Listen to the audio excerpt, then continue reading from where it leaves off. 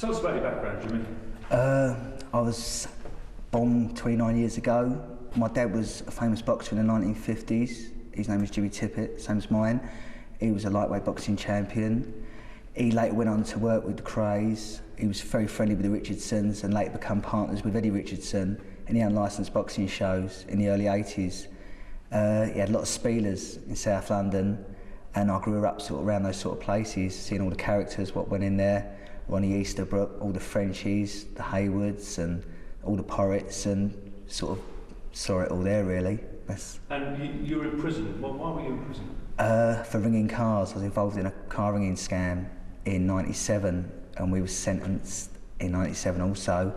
It was, the judge said it was one of the biggest car ringing scams he'd ever seen and had capabilities to have been really, really, really big in a London Crown Court.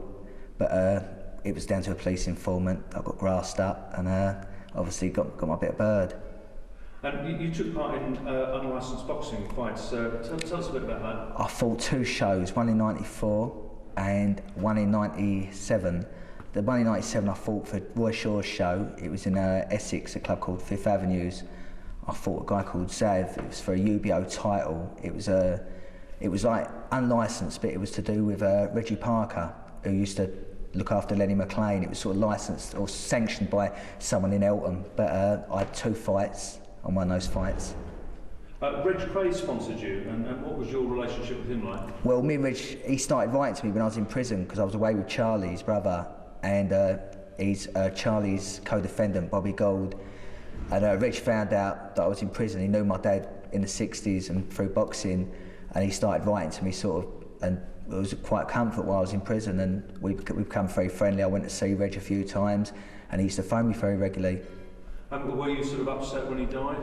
Yeah, I was upset. I mean, I spoke to his wife Roberta a few times, and I sort of it was a very sort of, he'd been ill for quite a long time, and I mean he was deaf in one ear, and on the phone he was always sort of coughing, and he sounded in poor health, but it wasn't really a surprise. But I mean it's discussing how it's happened and all that, but that's life. And your father knew Frankie Fraser? Yeah, he knew Frank, yeah, because Frank was used to work with the Richardsons, and Eddie was my dad's partner in the early 80s, and Charlie's his very good friend of his as well.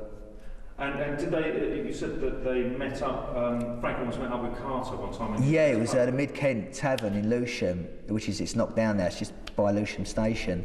But Frank had come in to see my dad on a bit of business, and just as Frank had walked in, Johnny Carter had walked out the other door because he used to have a flower stall just over the road, but it could have caused a riot scene, but he was lucky. And do you think young people respect criminals of Frank's generation? Yeah, I think a few do. Obviously, there's a lot of kids on heroin and that now, and they haven't got any respect for themselves, so they're not going to have respect for anyone else. But on the majority of my sort of people, yeah, we all respect the older generation. That's where you learn from. Especially coming around Bermondsey and that, you grow up with these people around you. They're your idols. And you said to me when we were talking about just the way that they dressed and the difference between them. They had a lot more style years ago. They dressed in suits, they had all handmade shoes, nice hats, and the kids nowadays they dress like scumbags. They're all drug addicts and ain't got no respect for themselves. Did you think that Frank was a hard man? Frank was.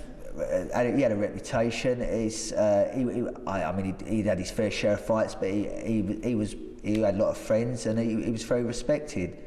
But I mean, he done what he had to do, and he got his reputation. And who do you rate as a sort of hard man? My dad's my hero.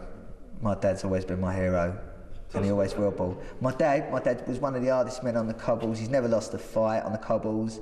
He's very respected, and he was a very good boxer in his day. Why do you think Frank kept on in crime and you've stopped?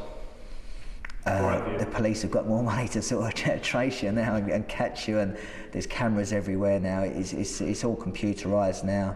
You've got things from satellites now that can beam down and see people and take photographs. It's finished now, the crime.